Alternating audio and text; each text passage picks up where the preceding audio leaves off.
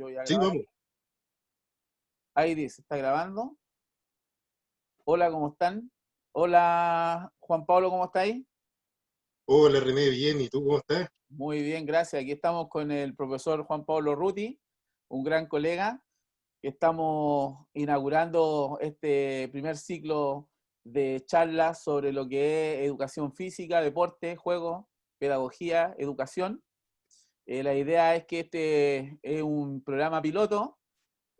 Vamos a llamarlo mientras tanto Nutrancam, que significa conversar, el arte de conversar en Mapudungún, porque con Juan Pablo en Camarines estuvimos conversando en la jerga ya más deportiva futbolística sobre lo que es el rescate de nuestras raíces, y queremos que este programa lleve algún nombre que rescate el arte de la conversación, pero en Mapudungún, y en este caso el Nutrancam, el arte de conversar en el sistema político, cultural y social mapuche, así que vamos a ver cómo sale.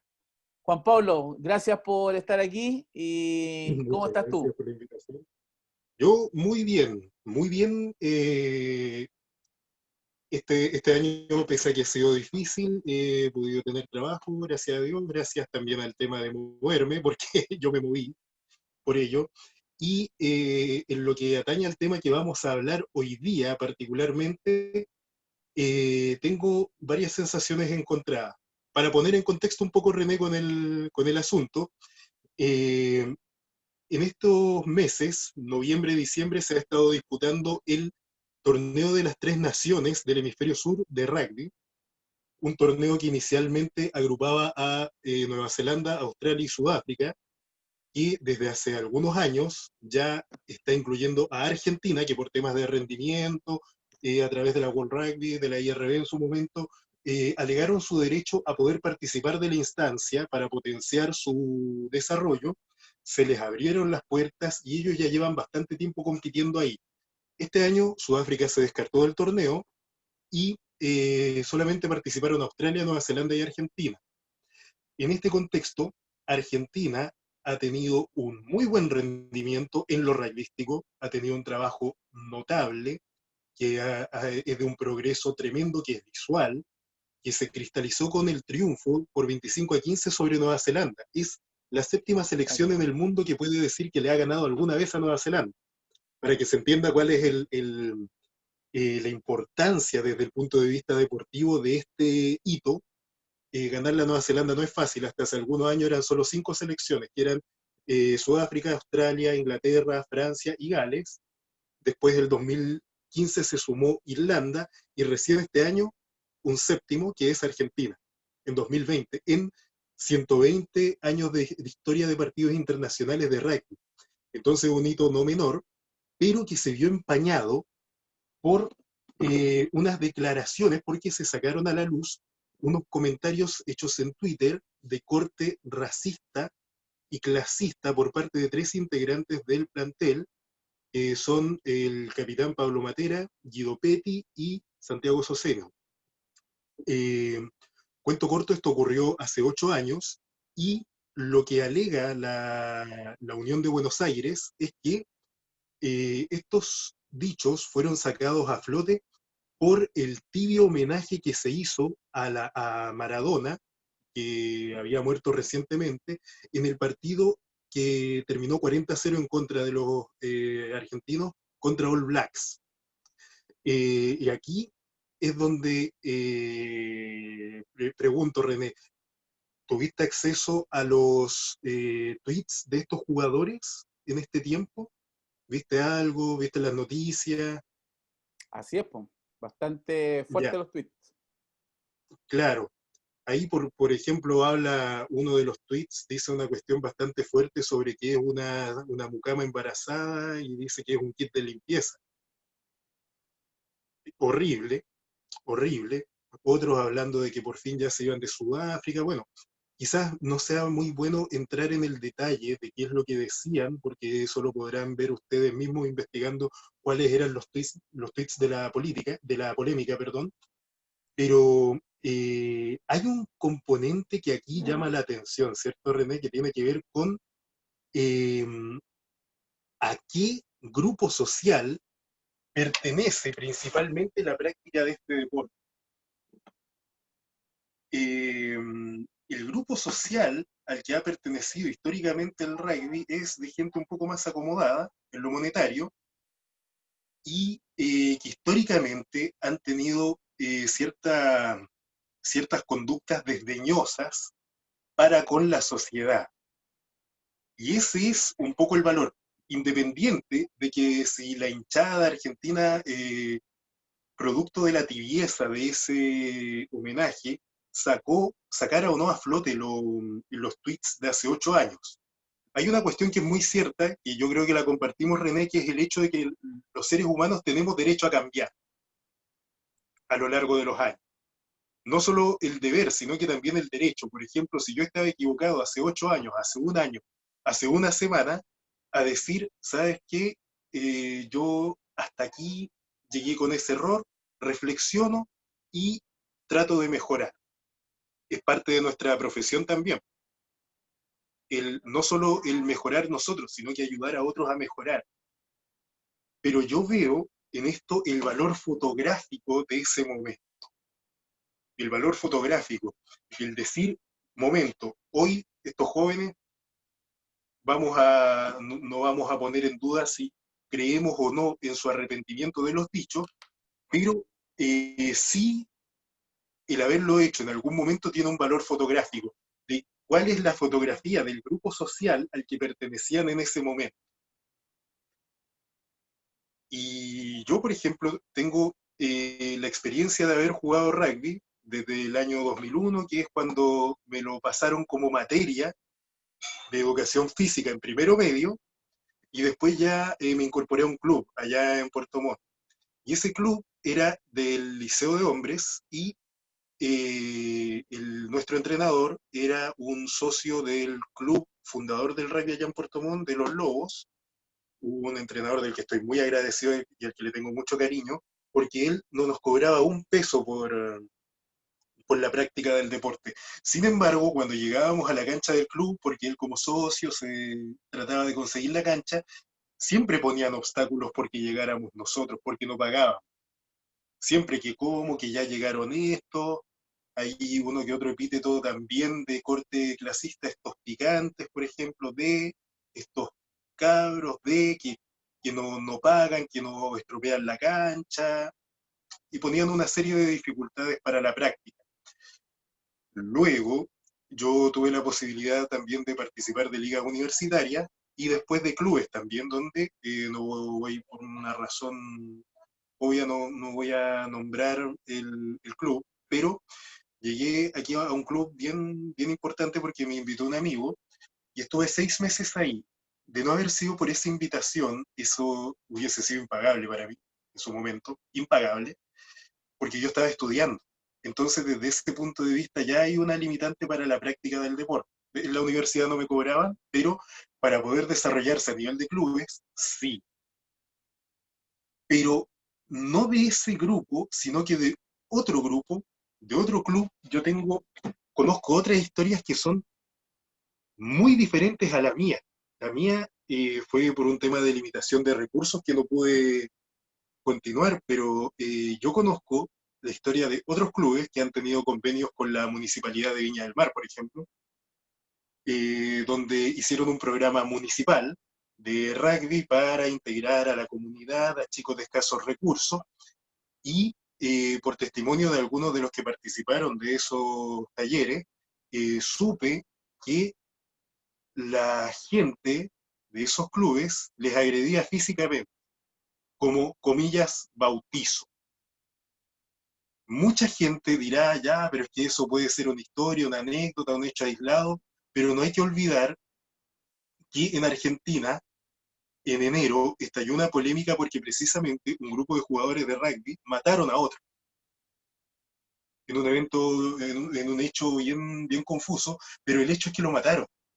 Entonces, ahí es donde de repente se hace esa reflexión y uno piensa por qué el rugby no tiene arraigo entre las personas comunes y corrientes de a pie en América Latina, y se debe y uno tiende a pensar a raíz de estos hechos que se debe a que el rugby lo están haciendo funcionar como un nicho donde ellos pueden realizar esos actos de abuso de una manera, no sé si impune, de una manera impune.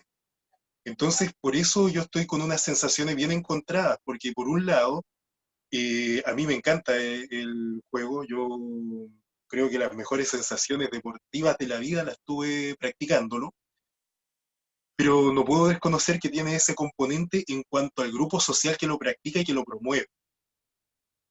Y eso está muy enraizado, esa violencia hacia personas que tienen menos recursos o que no son de un mismo grupo étnico, y que al final eso en vez de sumar, aleja, y más aún, hay un elemento que a mí me causó mucha más contrariedad, que en el curso de la semana lo primero que se dio a conocer fue que la Unión Argentina de Rugby dio a conocer la suspensión de estos 3 jugadores.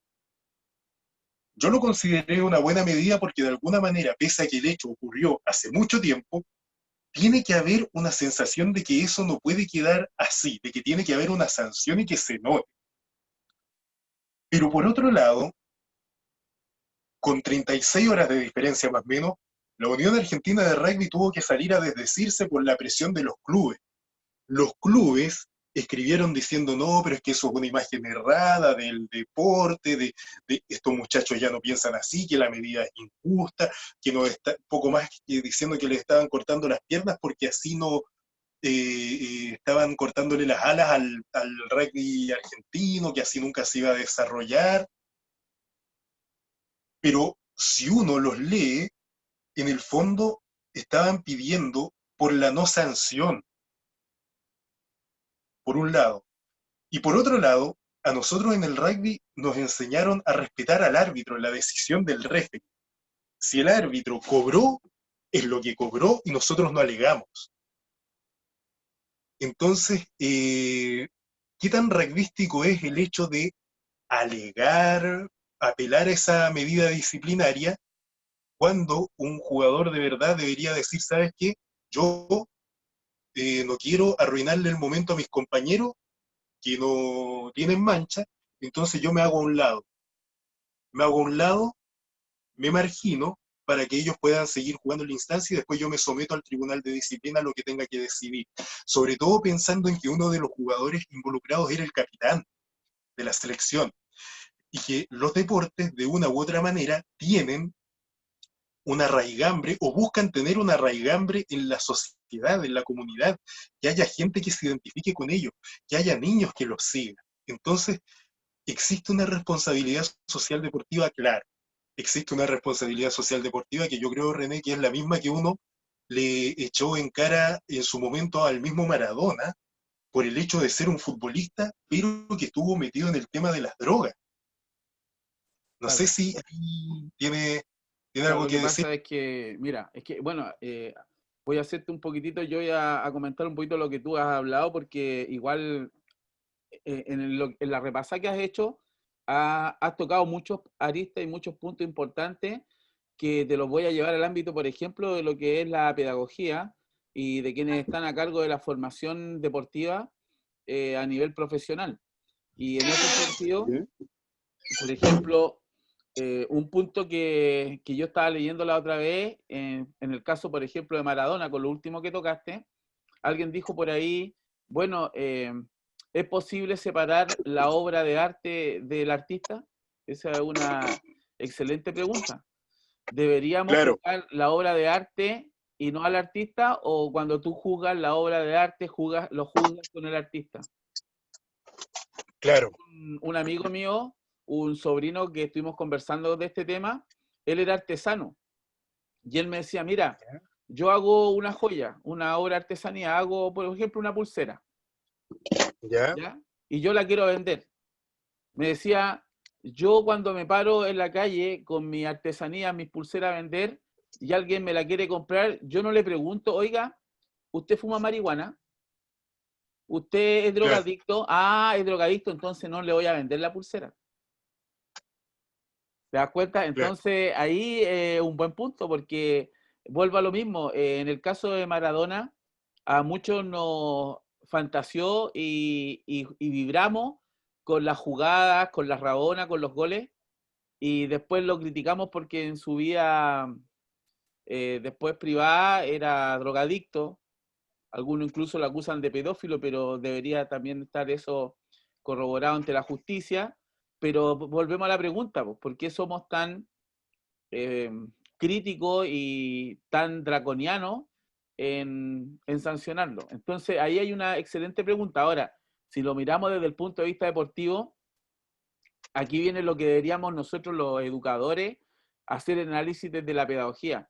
Si yo me considero un formador de jóvenes, de niños, lógicamente tengo que llevar una conducta de vida que se aproxime a y que sea parte de lo ético y de la vida correcta, ¿no es cierto? Tratando de Claro, respetar los altos valores humanos. Entonces, cuando nosotros como profesores decimos inscriba a su hijo, hágalo participar en actividades deportivas, es porque estamos diciéndole que a través de la actividad física y el deporte, el niño va a adquirir altos valores humanos, como el respeto, la solidaridad, el, claro, ¿no es cierto?, el fair play, que tanto nos hablamos. Eso es lo que a nosotros nos hace diferenciarnos y debería diferenciarnos de aquel que no tiene los estudios, en este caso, en la formación profesional. Ese es el sello. ¿Te das cuenta? Entonces, es ahí en donde entro ahora al tema del rugby, por ejemplo, en donde, como tú bien dices, empiezo a pensar, y claro, estos chicos Matera, Petit, me dijiste, y el otro, ¿cuál y era? Socino, Socino, Santiago Socino, Santiago Socino, son tweets que lo hicieron cuando eran jóvenes, ¿no es cierto? claro, ¿Qué edad tenían más o menos? 18, 20 años, Ya, pero tampoco eran niños. Y si tú te das cuenta, ellos a los 18 años pasaron por una enseñanza básica, a lo mejor por su condición socioeconómica tuvieron kinder, tuvieron enseñanza media y si nosotros decimos que la educación forma, entrega valores, debería haberse a los 18 años, eso debió haberse visto reflejado y no se vio así. claro, ¿Cachai? Y la pregunta claro, es ahora, ya a los 18 años, con veintitantos, ¿tú crees que realmente están reformados o no? Cuando todos sabemos que, por ejemplo, la xenofobia, la homofobia, el racismo, el clasismo se educa, no es que vienen nuestros genes, es porque desde su casa algún familiar, un padre, una madre, algunos tíos, le enseñaron a odiar al negro, le enseñaron a ser racista y clasista. Entonces, la pregunta es si realmente ahora han cambiado o no han cambiado. Es como complicar la situación. Y segundo, complicado. que tú abordaste muy bien, es que aquí viene a donde nosotros deberíamos, como profesionales del área, empezar a darnos cuenta de cosas que deberían a nosotros nosotros deberíamos estar claros con esto.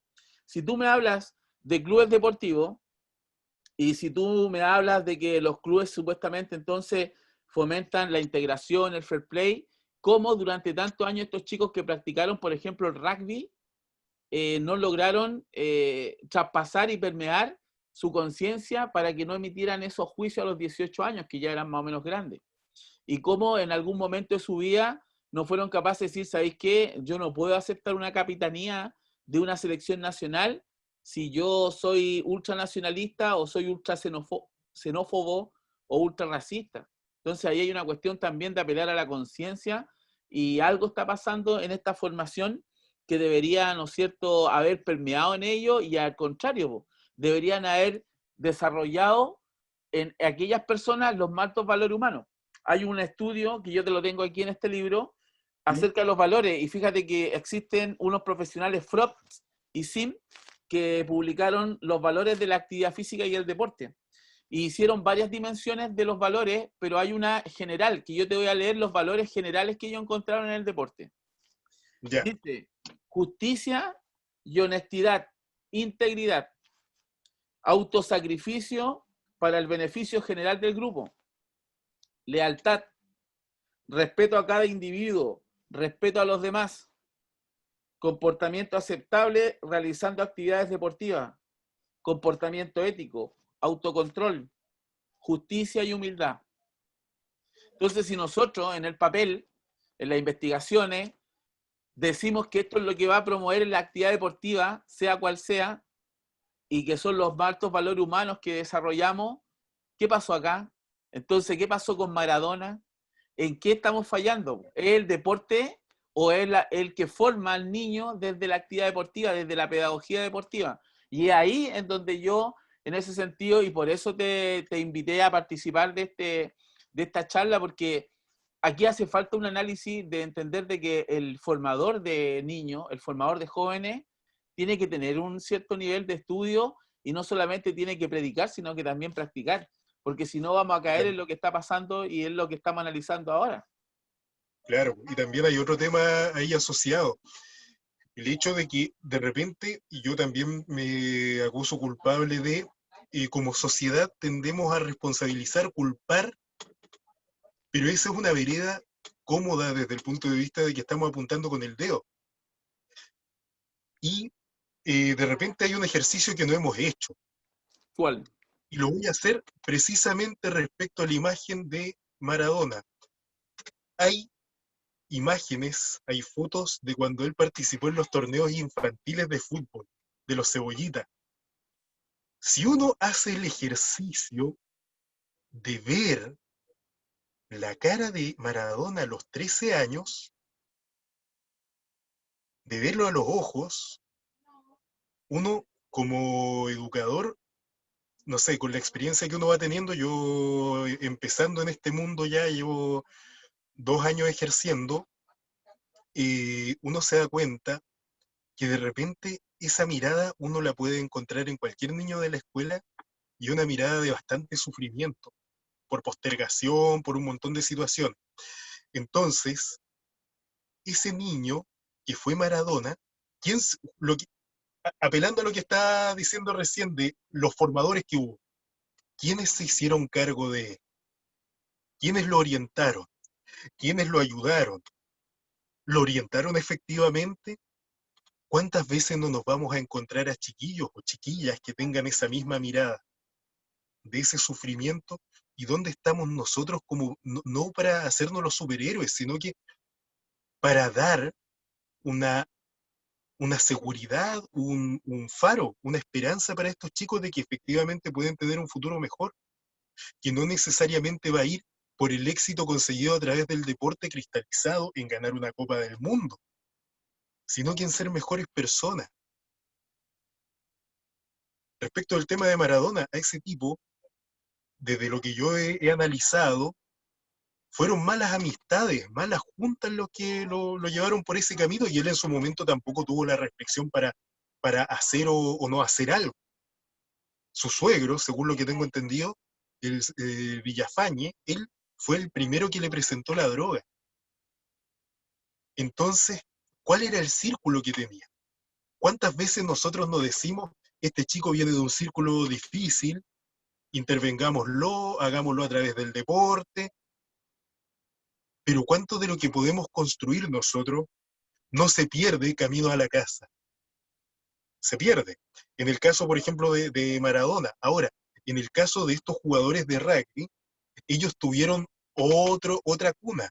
Ellos tenían otra razón de Claro. preocupación por parte de sus casas, donde de repente uno tendería a entender, no sé, como hay una expresión que se usa de decir que ellos son, como dicen los mexicanos, ellos son gente bien, comillas, gente bien, son personas bien, son chiquillos bien, que por tener dinero ya son bien, o sea, Claro. usando la palabra bien para totalizar un concepto de que tienen buenos valores, buena educación, buenos principios, y de que por lo tanto ellos valen como persona un poco más que él, que no es una persona bien. Y esas personas bien tuvieron esos comentarios. Y hay otro respecto a esos valores del deporte, lealtad, ¿cuál era otro? Espíritu de Justicia, sacrificio, justicia. justicia, justicia. Y el espíritu de sacrificio en el rugby hay se hizo popular, sobre todo después del 2007, cuando Argentina salió tercero en el Mundial, las frases y los comos del rugby. Entonces, ¿cómo vas a entender lo que es hermandad, decía uno, o cómo vas a entender lo que es solidaridad si yo no me hago expulsar por mi compañero? Si yo no me sacrifico por mi compañero. Entonces, aquí yo veo a estos tres personajes. Yo digo, por ejemplo, en lo rugbyístico, Petty es extraordinario. Ese tipo podría jugar por Sudáfrica y no se notaría, no se altera la realidad del mundo. Es de ese nivel. Pero en lo valórico, yo veo más que se escondieron detrás de la masa que tendió a cuidarlos en una lealtad mal entendida, que un asumir la responsabilidad, un decir, ¿sabes qué? Yo, más allá de que no pienso como pensaba hace 8 años, yo respeto la decisión de la UAR, de la Unión Argentina de Rugby, y yo me margino. En vez de estar esperando a que los compañeros prácticamente se amotinaran porque hubo amenazas de no presentarse a jugar, y eso sí que sería un boicot contra el deporte, porque en el fondo, si ellos no se presentaban a jugar, corren el riesgo de que nunca más lo inviten al torneo. ¿Y cuántas generaciones de jugadores no se van a perder de la experiencia de participar en eso por el egoísmo de estos sujetos Claro, a claro. partir de no asumir la sanción? Entonces, desde ese punto de vista, yo ahí es donde decía que tengo como una contrariedad con esos valores, como que están, veo como que hay una solidaridad mal entendida, la solidaridad así como la solidaridad en sí para mí no es un buen valor en el sentido de que yo, por ejemplo, puedo solidarizar con una persona en una opinión equivocada, de manera deliberada, solo por solidarizar, solo por ponerme a apoyarlo, Claro, lo que pasa es cuando en que realidad, yo entiendo que la solidaridad se debería usarse cuando tú haces fuerza con otro, siempre y cuando sea algo, en algo positivo. Ya deja algo de loable, ser claro, solidario, por ejemplo, no te pudiste fumar toda la cocaína o jalártela, así que yo voy a ser solidario y voy a jalar contigo. O sea, ya ahí no es solidaridad, claro. po, ¿cachai? O, pucha, ya Pero, vaya a saltar el pero banco se solo, entiende, voy a ser un pero, solidario contigo. pero en ese orden es donde se malentiende el valor de la solidaridad para con el compañero. Es que ahí entramos, es que ahí está el tema de los valores, po. Ahí está el tema de los Justamente, valores, po. O justamente. sea, Ahí está el tema que nosotros vemos, son los valores tergiversados, po, ¿cachai? No, justamente, o sea, justamente. valor, por algo tiene el concepto de valor, po. Valor es algo, es un pilar, algo valioso, algo positivo. Entonces, hoy en día, y bueno, y desde siempre los jóvenes le creen y siguen al que predica y practica, po. Yo, por ejemplo, no les Claro, puedo decir a los niños, oiga, salgan a correr todos los días, porque le hace bien para su estado físico y su salud mental, si yo no corro y estoy con sobrepeso, po. ¿Cachai? No claro. tiene, nadie te la va a comprar, po. Nadie la Entonces, va a comprar. de alguna manera, esa es la razón por la cual es importante que, en este caso, nuestros colegas y nosotros los profesores hagamos y recalquemos la importancia de predicar y practicar y, y ¿cómo se llama? Y así poder eh, su- armar una buena base en la juventud y en nuestros niños de futuros deportistas, que no necesariamente cuando hablo de deportista hablo de rendimiento, sino que de gente que desde el área de la administración pública, desde sugerencia de alguna empresa o algún negocio que tenga, comprenda que tiene que hacer todos los días un poquitito de actividad física para mantenerse en forma y así mantener su salud tanto del cerebral como corporal, porque como tú ya Claro, sabes, y todos mis colegas también entienden esto, ya el enfoque de la educación física ya no es solamente para lo muscular, po. Mucho tiempo no, la Facultad de Educación Física enfocaban la actividad física desde el área solamente de la mejora del osteomuscular, hasta que se da claro, cuenta, hoy en día la neurociencia demuestra que cuando tú te mueves, oxigenas tu cerebro y ayuda a la salud cerebral y en el fondo abarca todo tu cuerpo, toda tu alma y todo tu ser. Así que por eso que esta conversación para mí ha sido importante y ojalá que podamos seguir hablando de otros temas, porque ya nos quedan sí. unos minutitos para completarse la hora. Entonces, yo te agradezco, Juan Pablo, esta conversación, que Y yo también le esperamos agradezco. seguir aumentándola con otros temas más. Sí, quizás como para cerrar un poco el tema de separar la obra del autor. A nosotros nos corresponde separarla y volver a unirla porque tiene un valor ejemplar para poder educar. En Bueno, eso es los pensamiento ámbitos, crítico, pues, colega. claro, claro, claro, eso es lo que nos corresponde a nosotros, porque Claro. si no, nunca van a dimensionar quién fue y cómo podría ser nuestra vida, cómo podría ser el caso. Como digo, Maradona, esa mirada la vamos a encontrar en muchos niños, esa mirada de sufrimiento, de postergación, pero cómo incidimos positivamente en una vida para que ese Maradona que se drogó, que violó, que hizo, que abusó, no se repita, Y no se o repita que piense, o que no se repita el caso de los excelentes jugadores argentinos de rugby, ¿sí? que podrán ser atléticamente, como tú dices, una máquina, En lo pero ¿qué deportivo, pasa claro. con sus valores, po? ¿Qué pasa con el modelo que proyectan? Justamente para eso es que a nosotros ya, la gente dirá, no hay que separar a la obra del autor, pero a nosotros nos corresponde separarla, volverla a juntar, ponerla en la misma sala donde están los chicos, en la misma cancha donde están. Eso nos corresponde a nosotros, Exacto. desde mi perspectiva. Exacto. Desde mi Oye, perspectiva. excelente, colega Juan Pablo. Yo antes de terminar y dar un cierre a esto, solamente quiero decirle a todos los que den un clic a esto y el día de mañana nos vean, decirles que cada uno de nosotros, tanto tú, yo y todas las personas, somos sujetos de cambio. Así que es Exacto, importante que cada acto y cada cosa que hacemos, desde lo privado como de lo público, repercute. Repercute en lo social claro, y si es lo privado va a repercutir a nivel familiar. Por lo tanto, nuestras acciones ejercen, ¿no es cierto?, influencia positiva o negativa dependiendo de cómo son nuestros valores, de nuestras creencias. Así que yo invito a todas las personas a sumarse, a ser agentes de cambio positivo y esperamos volver a la próxima semana a compartir otro tema interesante que podamos hacer el día de mañana un nicho para los colegas en el área y empezar también a modelar y reestructurar el lenguaje en las ciencias del deporte y de la pedagogía. Así que agradecido Juan Pablo y nos estamos viendo. muchas gracias, René.